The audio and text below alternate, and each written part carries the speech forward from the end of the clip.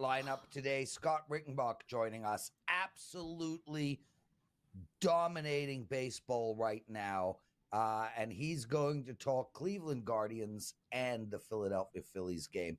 Ross Benjamin after that, he's looking at the Mariners and Orioles and the Pittsburgh Pirates. And we're going to end the show with Carmine Bianco, where we're going to talk some soccer. We got Euro 2024 going on. He's going to look at the England-Switzerland game and MLS. Toronto FC against Orlando City. Teddy Covers is my co-host. What is your big game breakdown? Big game breakdown. We're going to talk about the Dallas Cowboys, their season win total. That is a client play for me in my season win report. It's also going to be a free play for you guys on today's show. So I'll break down the Dallas Cowboys over under 10 wins with my big game breakdown for today. And of course, no show tomorrow, 4th of July. We will be back on Friday, but we're on today. We're on Friday. I'd have done it tomorrow, but we got to give the staff a day off. I get it. So we'll see you guys after today's show. We'll see you on Friday. Lawrence? Yeah, I'm ready to do a show tomorrow, Teddy. What's up with the production team? I mean, I have a guy in the chat room right now. I got a guy in the chat room right now, Sean Burley. He's telling me Dan has gone off the rails. I didn't even know Dan was ever on the rails. Scott Rickenbach joining us. Scott, how are you, my friend? Nice to see you. Sorry about your Romania loss in soccer. Yes, actually, I did have Netherlands yesterday in that match, though, but I was glad they made it that far, but I just had a feeling that was going to be it for them. Yeah, and they really did not play well start to finish. They were barely in the game. Let's get into some baseball. You like the Cleveland Indians today, -1.5. They're playing the White Sox. Why the Indians and why on the run line? Well, I like the Guardians quite a bit here. If you guys saw the end of that game last night, that really epitomizes the White Sox entire season. I've hardly ever seen anything like that in competitive baseball in my life, but the fly ball to the center fielder with one out in the bottom of the ninth of a tie game, and it wasn't even that deep. It was about mid-center field. He didn't even throw home on the play. I mean, what if the guy stumbles?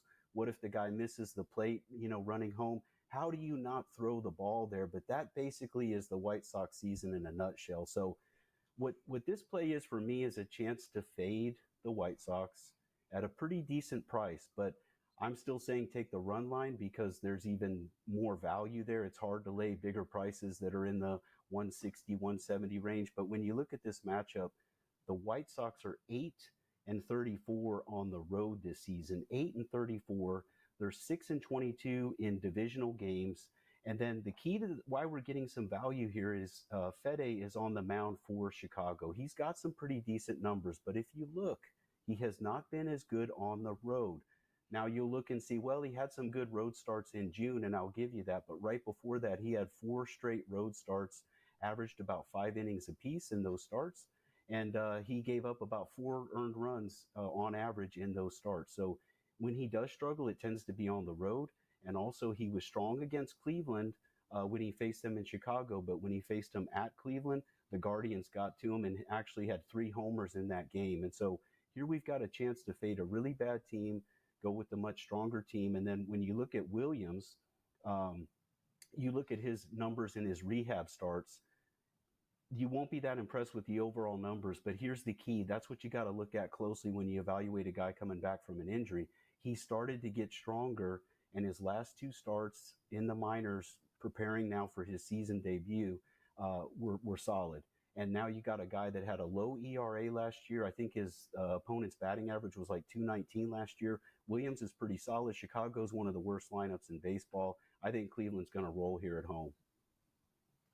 So let's talk about the laying 1.5 with the home team scenario. Yes. For tonight. I just went and looked, and the Guardians have had a 1-run win. 3 of their last 5 wins have come by a single run. When we look at Chicago, 3 of their last 4 losses have come by a single run. You're giving up that 1 at bat in theory in the bottom of the 9th inning. When it comes to laying a 1.5, Do the recent close games concern you? Does the giving up the at-bat in the ninth inning concern you? Talk about that. Yeah, generally I prefer laying the 1.5 on the road team for that very reason, because you do see a lot of home wins by just a single run. That happens a lot. So I will give you that for sure. One of the keys that I looked at here, though, is that on the season, Cleveland is 27-9 in their home games. So they've won 75% of the time at home. And then you start looking at what percentage of White Sox losses are by 2 or more runs, and it's almost 75%. And what percent of Cleveland wins are by 2 or more runs, and it is about 75%. So pretty strong odds to me that make the value more with taking the look at the plus. There's some small plus money on the run line versus laying that big price on the money line. And also it's about the matchup here, that because you're right, you got to look at it also on a case-by-case basis. They've been getting some one-run wins lately. What happens here, though, I see a pretty good blowout, because I think they're going to get to Fede again, just like they did the last time they faced him in Cleveland. And Chicago's not going to do much here. I don't think that lineup is just not strong at all. Scott Rickenbach joining us, everyone. So people are talking about my hair right now. Dan Alexander, some schmobo, writes that I look like a white good man. I don't know what he's talking about. I think I'm looking very Jeffrey Epstein right now. Yeah, I think I'm looking very Jeffrey Epstein right now. And you know what? It's not a bad thing. The guy got a lot of girls. Not the best joke I've ever said. Scott Rickenbach, listen to this, Teddy Covers. Scott joined us, 3 months ago, 4 months ago? 2.5. Yeah, about almost. Okay. I guess it's been about 2.5. So since Scott joined us, he is the number one most profitable expert in Canadian football, 10-5 record. He's number one in soccer, up $3,000 in profit. He's number one in baseball, 65 wins and 26 losses, up close to $8,000 for his clients. And he's number one in all profit. Scott, that doesn't leave a lot of room for anybody else. What happened to your NBA? The playoffs went pretty well for me, and the hockey was okay in the playoffs. But overall, let me tell you, hey, this business is about runs and streaks, and once you get on one, you try to ride it for as long as you can. And I've been on a pretty good heater and feeling it pretty good these last couple months, and look to keep it going. But the key for me is long-term consistency. It's the ability to do pretty decent long-term is what I pride myself on.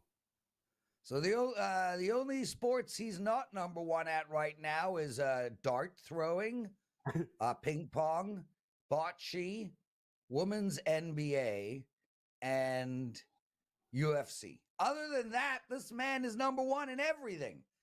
Scott, let's turn our attention to Philadelphia against the Cubs. And we spoke about this game yesterday, and I was baffled at the line yesterday. I didn't understand why the best team in baseball was a slight dog. And here they are today, another short line against a crappy Chicago Cubs team. They won yesterday 6-4, and now they are minus 120 in a game that's supposed to be low scoring, a total of 7.5. How do we attack this? Well, yeah, first off, Prez, about that line yesterday and also the line that we're seeing today, let's not forget that this Phillies team right now is without some big bats. Bryce Harper, Kyle Schwarber's out, and also Realmuto, their star catcher, is still out. So those are three key players. But here's the thing. You could ask any major league pitcher right now, I guarantee you, about if they looked at this matchup and said, who do you want to face, the Phillies without those three guys, or you want to face this Cubs lineup? They would choose the Cubs every single time that's who they want to pitch against. So the key for me to the value in this situation is that the markets adjust for that these guys are out, but the Phillies still have a pretty damn solid lineup. And you've got a guy like Turner that hit 2 homers yesterday. He's right now, of course, I would say the stud in their lineup that they have. I mean, he's hitting like 340 on the season, and he's got some power.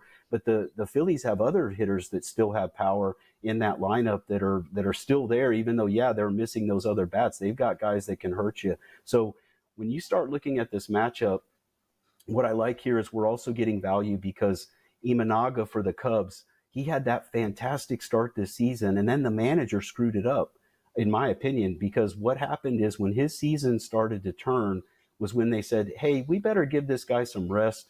We're going to skip him in the rotation.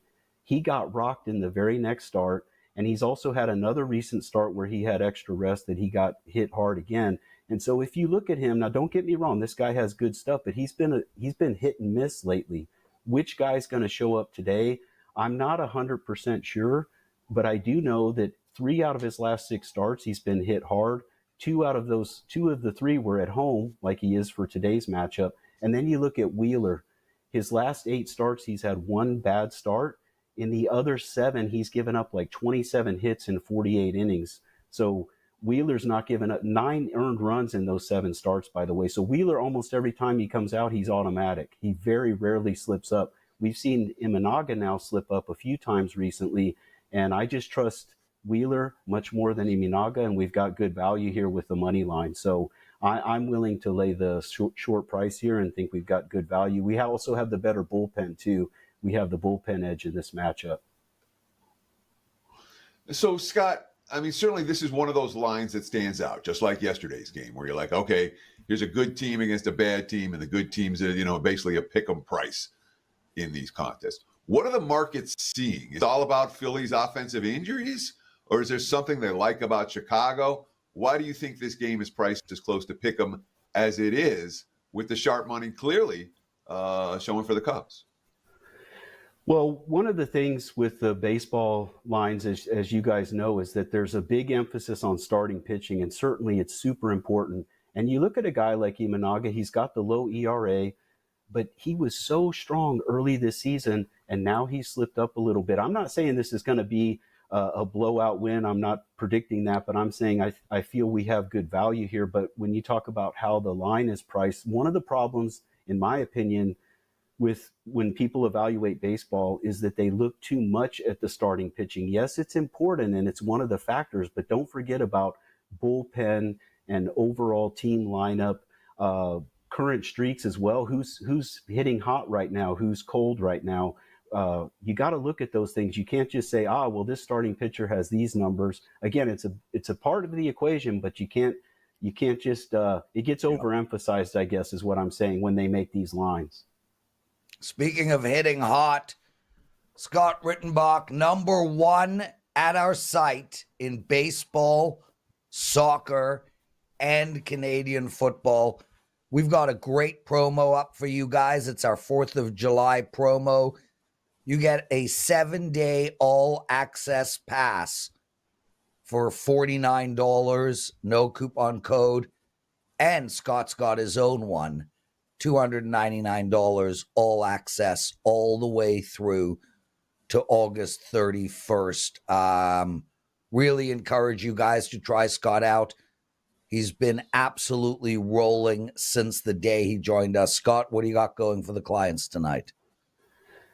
Well, tonight I've got, actually, you got to hurry if you want to get on this because I've got a couple soccer matches, or football as we call it over here, but a couple matches going over here in Europe that start at 1 p.m. Eastern. And then I've got 2 baseball picks tonight. And one of the keys, Prez, that I wanted to mention with that long-term pass is that for the summer, it's a slower time for a lot of people, but not for me because I am very active in the CFL, the Canadian football, active daily in soccer, and then, of course, hitting the baseball hard. So those customers will get a lot of picks with that pass, and I'm looking to have a huge summer to build up for the football season. Scott, did you know that in Canadian football, if you have 10 yards to go and at 1st and 10, you catch the ball, you drop it onto your foot, you pick it up, it's an automatic first down? You know, I saw your video yesterday, Prez, and I was not aware of that rule, and then I went and watched and I saw the play. It's like an onside punt, pretty amazing. Yeah, so it's cool though. I love the 3-down sport there. It's a great sport. I've really enjoyed it. Well, you can have it because you and all the punters love 3-down football. Scott Rickenbach, everyone, go to bed, brother. Thanks for joining us. Hey, thanks so much. Thank you, guys. Teddy covers a couple of quick things. One of our awesome listeners asked if I was watching The Bear season 3. And the answer is yes. I'm on episode 3 of The Bear. Look, I'll be bluntly honest with you guys on my take on The Bear. It is brilliantly filmed. The artistry is world class. The acting is as good as it gets. But it is, yeah, Teddy, just roll. But the show's too slow. It's just too slow for me. I will get through it, but it's just too damn slow. Teddy covers. What did bettors learn?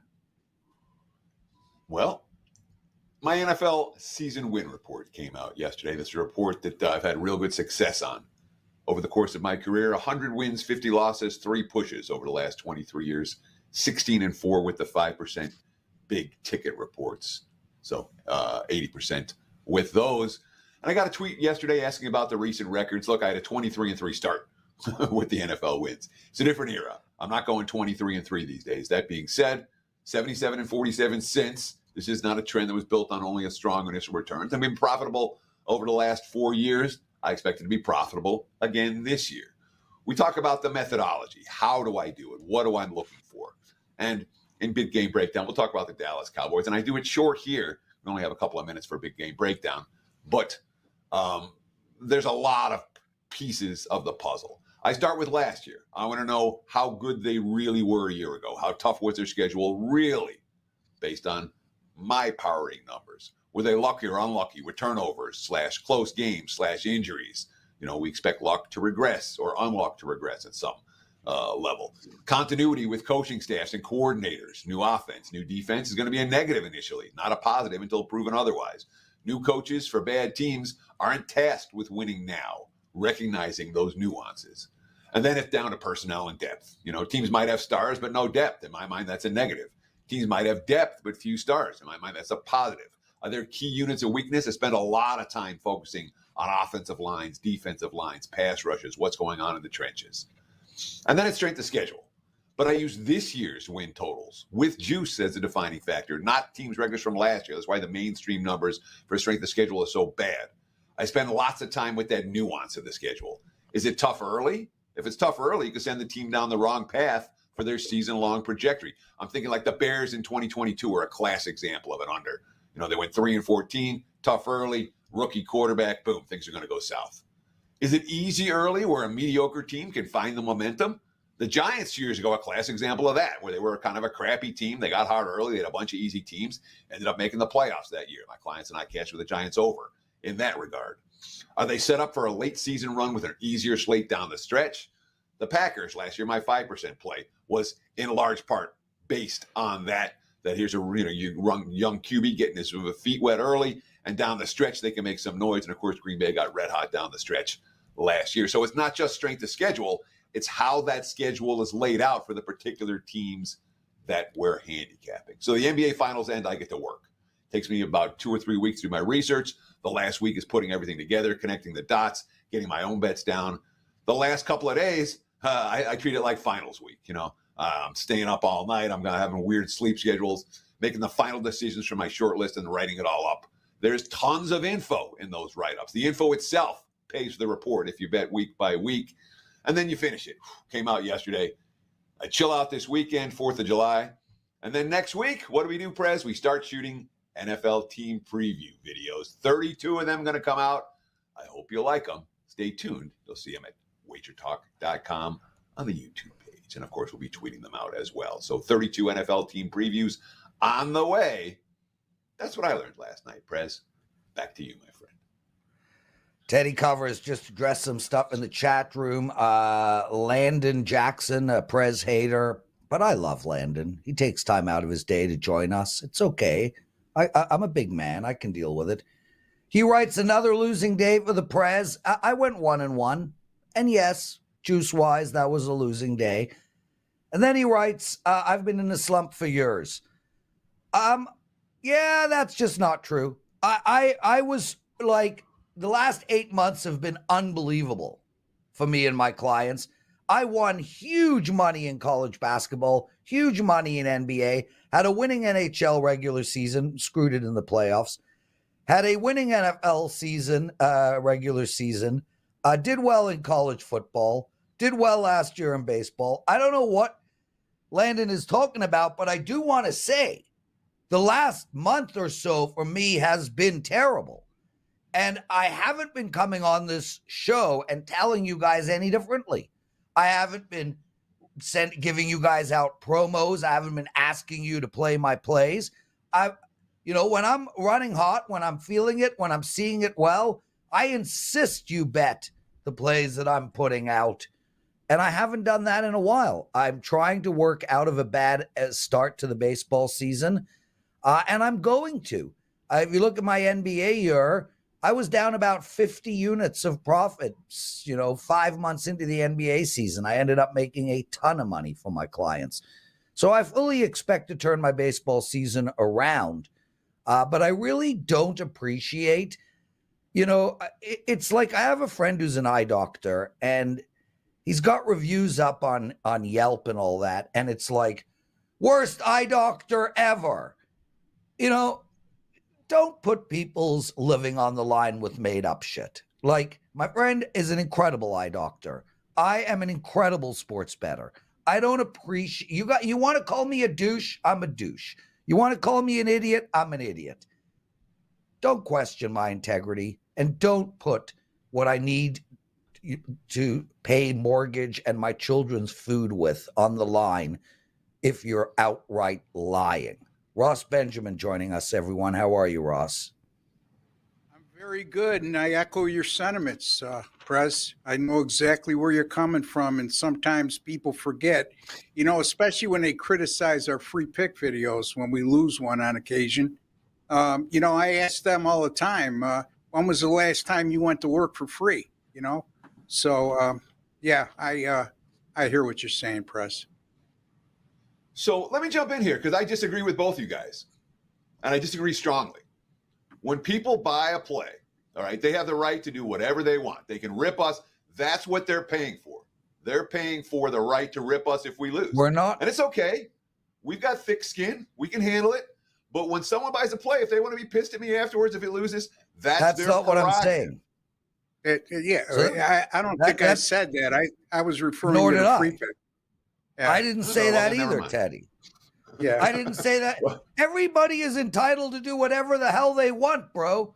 Yeah. Like, you want to scream and yell at me? Go scream and yell at me. You want to lie about my record? Lie about my record. I'm not the police. I can't arrest you. You're not going to jail for it. What I'm saying is, I don't appreciate it. I don't appreciate when you lie. You go and you buy a pick, it loses, bitch me out. But this is what we do for a living. Yep. And if you're going to outright lie in order to cost me a living, I'm not going to appreciate it. That's all. But I'm not arresting you. You're not going to jail. I just don't appreciate it.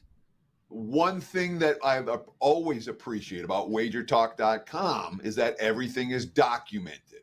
All right. So if someone has a question about someone's record, you can find it. And you can find it accurately with every play appropriately graded. And if you can't find it, contact customer service and they'll help you with it. Yep. But I'm glad you said that. Absolutely scenario. It is fully transparent. There's nothing that anyone can lie about because all of our records are out there. So if someone wants to, talk trash in the chat, that's what people do in chat. I get it. But it's not real. I get it. But I'm going to respond to it, Teddy.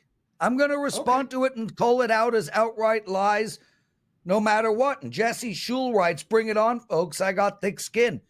Dude, doesn't get much thicker than that. I got thick skin. I don't care what Landon Jackson has to say. I'll take my shirt off and full on pose for you guys to show how thick my skin is. Do you see Robert Kennedy put out a video today about how fit he was? Holy mother. That dude is jacked. Sorry, Ross. What did you want to say? Yeah, I just wanted to say sometimes timing is everything. I'm glad that Teddy said that about our documented records, because we can have a good documented record, whether it be a hot streak over the last 3 months or a good run over the last year, or being good in a particular sport for the entire season. However, there's always some downs, a lot less downs than ups with all of us. And if you catch us at a bad time and base your opinion just on that, that's sort of unfair. But again, we all have thick skin, or we wouldn't have lasted in this business. And Exactly. sometimes people just don't think of the broad picture, and it's all about what have you done for me lately. Ross, let's get into some baseball betting. So one of my losers yesterday was Seattle. I had them first 5. Thought I might get there. We had a Baltimore run in the top of the 4th, but then we did have Seattle rally in the bottom of the 4th to no avail. Tonight they're playing each other. Seattle minus 115, Baltimore minus 105. Another low-scoring game with a total of 7. Ross, how do we bet this one? Well, since we're being transparent, I had Seattle last night as well. I had them for the entire game, and I'm going to come back with them here with a free pick today. The reason being, I know they're struggling hitting right now, and they pretty much for the entire season they've struggled offensively. However, I love Logan Gilbert, and right now he's in excellent form. You look over his last 5 starts, guys, a 1.51 ERA and 0.63 WHIP, averaging a tad over 7 innings pitched per start. Who averages over 7 innings pitched per start these days over a 5-start period? Not many guys. So Dean Kramer gets a start for the Baltimore Orioles. First start since May the 12th. And his last 2 starts prior to going on to DL, not very good. 8 earned runs, 9 1/3 innings pitched, 10 hits, 7 walks. And, he made 3 starts at AAA Norfolk, Teddy, and he wasn't very good. 8 innings pitched, 8 2/3 innings pitched to be specific, an 11.42 ERA and a 2.19 WHIP, with allowing 4 home runs in 8 2/3. And, I'm listening to Scott Rickenbach talk, and he talked about a pitcher coming off the DL, making rehab starts at AAA, and that guy coming on strong in his last 2 starts. I'm not seeing it here with Dean Kramer. And despite last night's loss by Seattle, they've now lost 3 in a row at home, but they're still 24-9 in their last 33 at home. I like their bullpen is solid. Baltimore, top-notch team right now. As a matter of fact, you'd be hard-pressed to not say they're the best team in the American League, but based on this starting pitching matchup, and the cheap number I'm getting with Logan Gilbert, I'm going to lay the 115 with Seattle over the Baltimore Orioles. To you, Teddy. Well, here's the question. Seattle can't hit. It doesn't matter what their starting pitching is. This is a team that scored 3 runs or less 9 of their last 12 games, and they had a 4-run game and a 5-run game. So they had 1 outburst against Miami where they scored 9 runs, but in their last dozen games, it's been strikeout, runners left on base, pop-ups. It doesn't matter. You can throw zeros all night. If you can't hit, you can't hit. What do we do about the Mariners' offense in this game? Do we worry at all? That I believe I mentioned that they haven't hit for the majority of the season, and I'm fully aware of that. And in respect to your question, again, I'm looking at if they can't hit a guy like Dean Kramer, there's a definite issue here. And I'm just not, again, they could throw up zeros all night long. If they can't hit, it means nothing. And the case was case in point last night. However, I just think they're catching a starting pitcher at the right time here. And I like the fact that, Baltimore's red hot right now. They're in first place in the AL East, and they're an underdog here in this spot. There's a reason why. And I fully expect the Mariners to be able to put up just enough offense against a starting pitcher that struggled before he went on to DL and struggled in his rehab start. Yeah. So that's the reason why I'm going with that Seattle minus 150. Ross Benjamin, everyone, exclusive handicapper at WagerTalk.com. Eric D writes, Baltimore cannot hit meatballs right now. I'm not a big meatball guy, but I've never seen one bigger than a baseball. I mean, maybe around that size, but I'm not loving on that analogy, Eric D. Plus, the thing will just fall apart on contact. Not the best cliche I've ever heard. I will just throw that out there. Ross Benjamin, St. Louis, really hot team right now. Won their last 2, 7 of 10. They're playing Pittsburgh tonight. And this Pittsburgh team, well, they can't get out of their way. And yet they are minus 130. How do we bet this game? Well, you stole a little. Well, actually, minus 130 in the first 5 they are. I think they're a little cheaper on the game. I might be mistaken, and I apologize if I am. But anyways, yeah, I mean, you said everything I wanted to say in a nutshell as far as an intro is the fact that St. Louis playing very good baseball right now. Let's call it a show.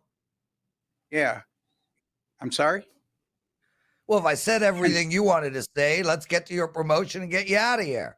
Go, yeah, Ross. I'm kidding. Are we on speed dial again today, Teddy? Okay, always, let me... Ross. Don't listen to Teddy. All right. I've waited patiently for the last 20 minutes. You could wait patiently for the next 2 minutes, Prez. You got it. Jared, I like Jared Jones. He's a bright spot for the Pittsburgh Pirates this year. His last 3 at home, he's been really good with a 2.00 ERA. As a matter of fact, he's been good all year at home with a 2.20 ERA and a 1.06 WHIP.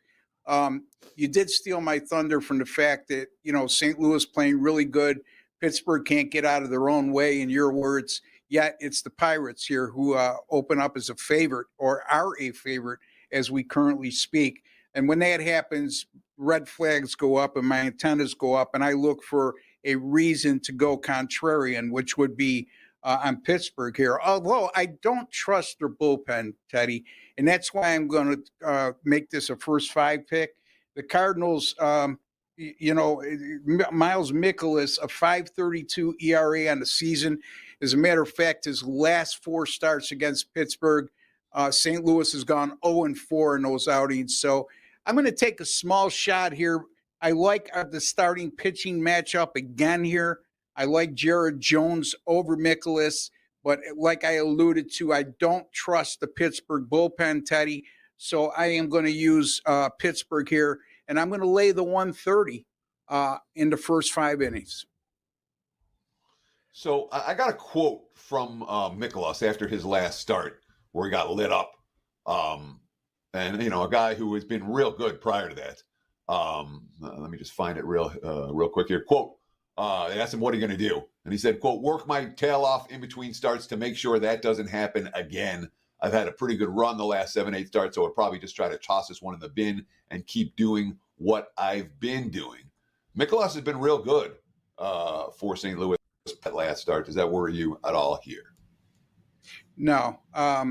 Again, you look at his overall numbers, and as I recall, you're saying he was real good in his last start, Teddy?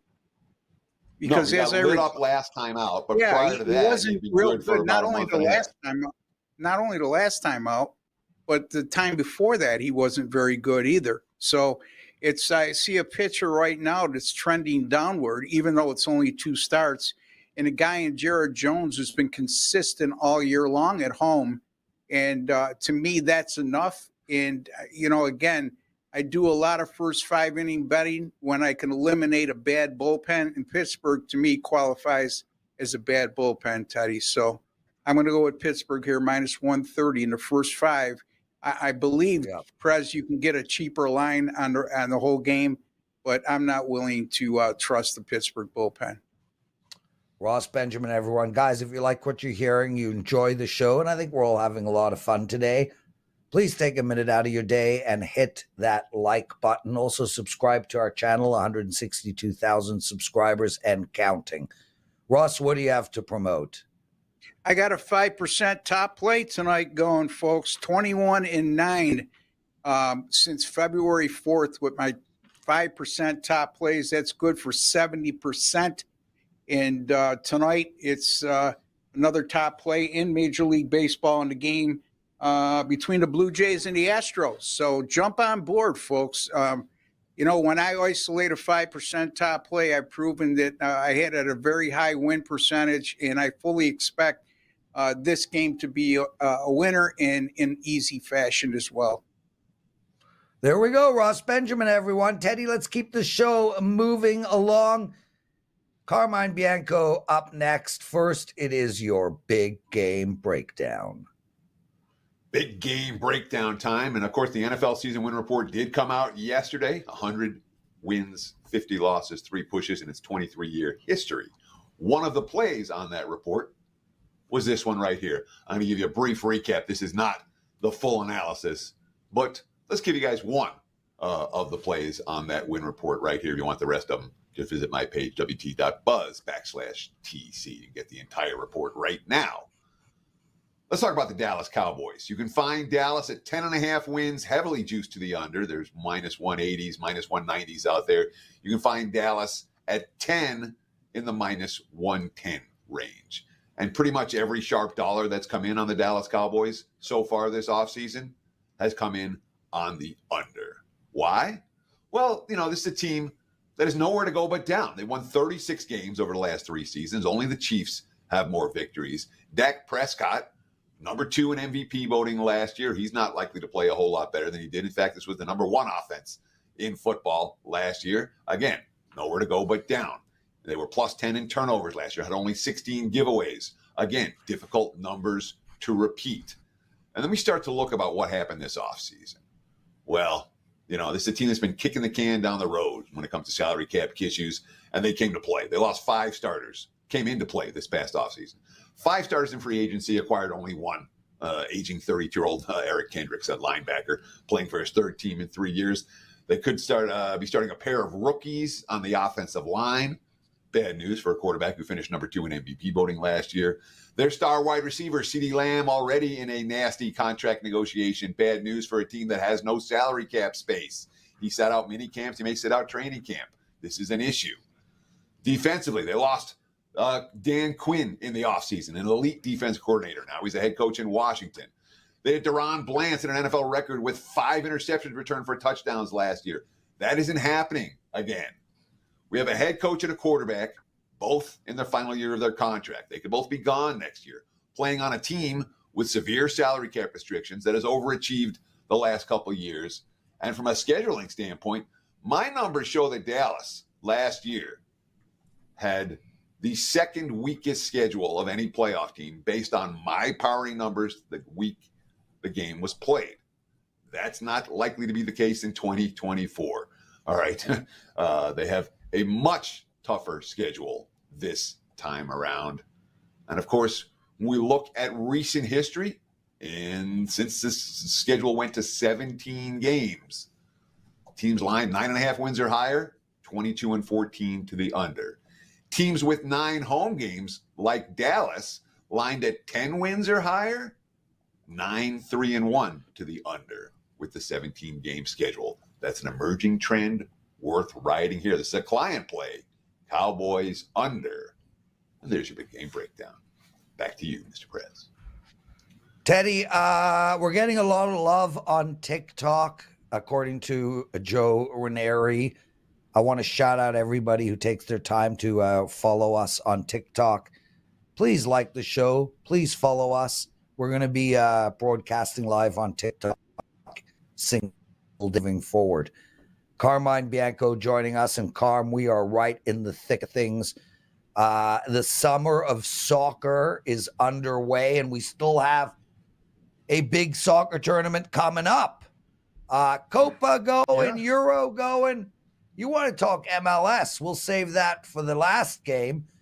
But England, with an extremely gripping, dramatic ending in their last game, down by 1, 2 late goals, Harry Kane with the winner.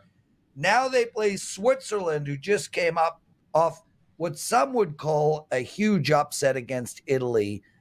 How do we bet this game? No follow-up from Teddy. We'll go straight to the MLS. Yeah. First of all, to your point of Switzerland beating Italy, I don't think that was a big shocker. I think even the Italian fans knew it was it was an execution waiting to happen. They just can't score goals in this tournament. If you want to progress, you need to score goals, and this is something that England is going through right now. Under Gareth Southgate, they just seem like a team that has gotten worse since the 2021 Euros, where they lost in the finals in penalty kicks. In this tournament, they've only scored prior to this game. I think they've only scored 2 goals in regulation time in 90 minutes.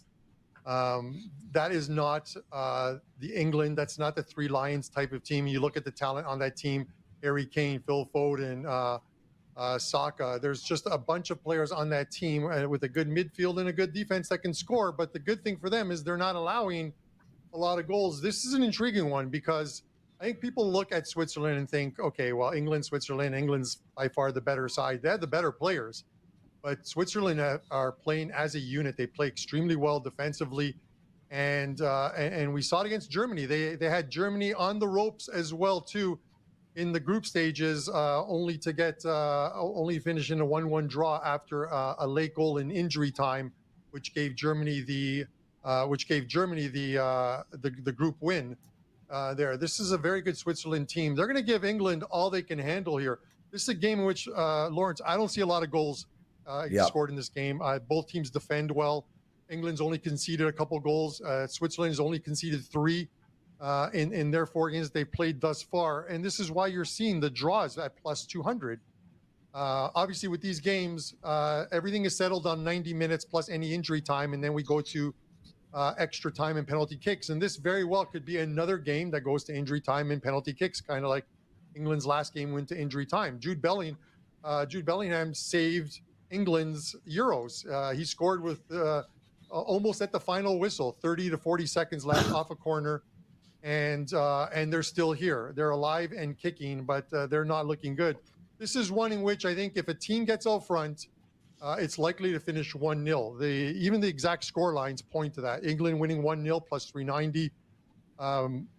Switzerland winning 1-0 plus 550. Those are 2 of the lowest exact scores you can get, and this total is low as well too. If it was at 2.5, this would be an auto bet on the under for me. But the total sits at around 2 right now, and even taking both teams to score no and under 2.5 is a juiced one. I'm taking both teams to score no in this one. I just believe this is a game that's going to be either scoreless after 90 minutes or it's going to be a 1-0 or 2-0 type of game. Who wins? It's up to you to decide. I don't think there's a clear winner in this one, and this is why you're seeing plus money across the board. England plus 121, draws plus 200, and Switzerland's plus 281. You're getting a quarter goal if you take Switzerland on the handicap, and I wouldn't even take that. This is a game in which I think you take it as a low-scoring game. You can take the draw. I think this one goes into extra time and could see its way into penalty kicks. So Carmine says, look at the nils in England and Switzerland for today. Carm, I want to tell you a story. Let's get you and Prez both on the screen. This is a great story that I heard. Prez made fun of me for driving around town. The day before the win report comes out, I like to drive around town and get all the current numbers. He's like, why don't you just look on your phone? I'm like, because I like to be on the ground. You want your ear to the ground. You talk to people, you hear things. Just one of those deals. I like to go around. So after I finished doing all that, I went and had lunch. And who's sitting behind me? Oh my God, it's Bill Crackman. And Crackman comes over. He starts telling a story about how you guys were out to dinner with him last week. And he said he didn't really know either one of you very well. This is what he said about you. What the hell are you talking about? Listen, this is what he said about you, Carm. He goes, that is the nicest guy I might have ever met. 100%. Right? You made the waitress cry. You did credit card roulette or something, a tip roulette. And he's like, and he called for a $750 tip or something, and you gave it to him. He's like, Carm is the nicest guy on earth. I'm like, he is. He goes, Prez, that guy thinks he knows everything about everything. I'm going to call him EAE, everything about everything. He's like, he never shut up. So doing the show with you guys here, I understand what Krackenberger was saying. Let's talk a little MLS. Unless you want to respond. I'm going to respond quick. Firstly, Carmine is one of the greatest people you'll ever meet in your life. Generous, kind, sweet, and amazing. And secondly, I barely spoke at dinner. Thirdly, Crack knows me very well. And fourthly, I do know everything about everything. Why should that be held against me? Go ahead, Teddy. So again, you feel that at dinner you barely spoke.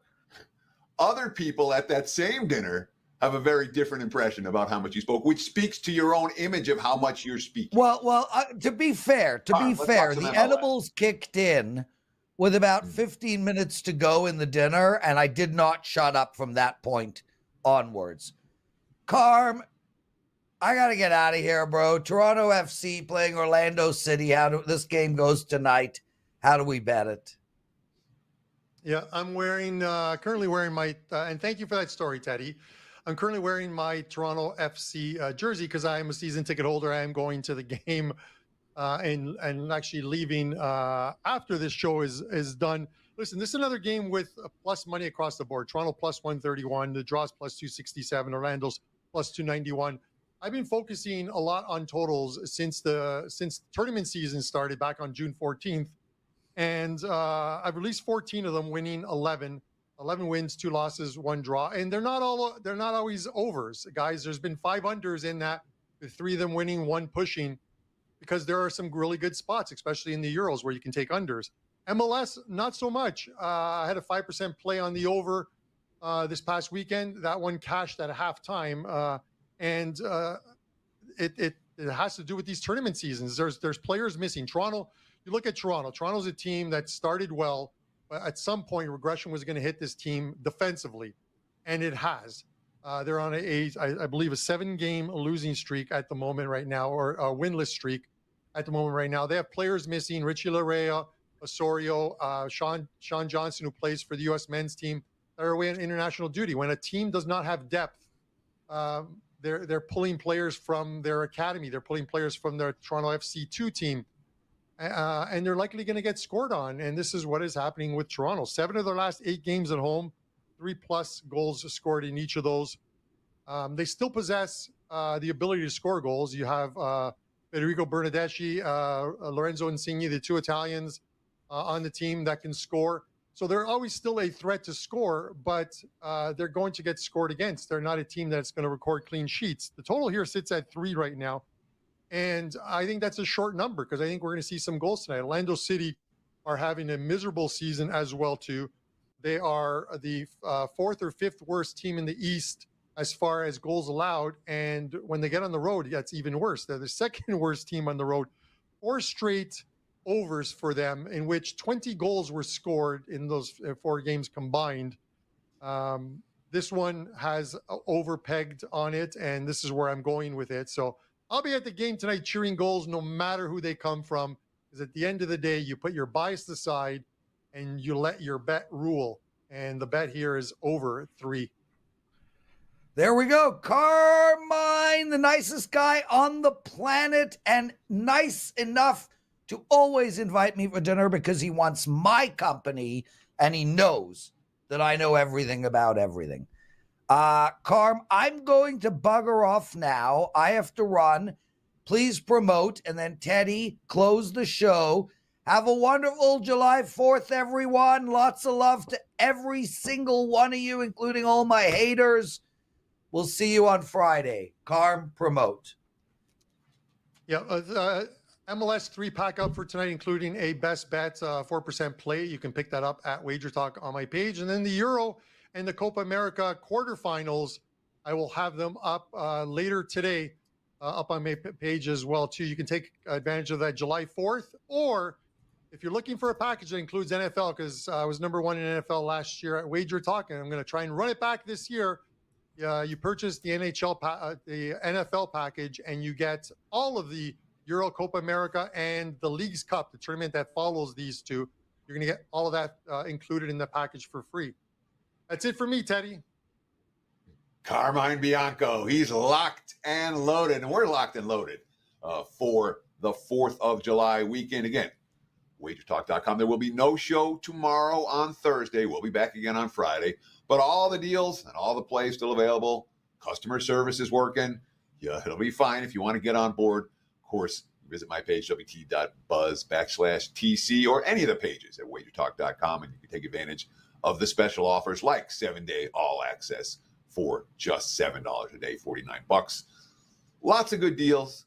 That being said, enjoy yourselves, guys. Have a great couple of days. We'll be back on Friday with another edition of the best daily sports betting show on the planet. Between now and then, best of luck with all your bets. Cheers.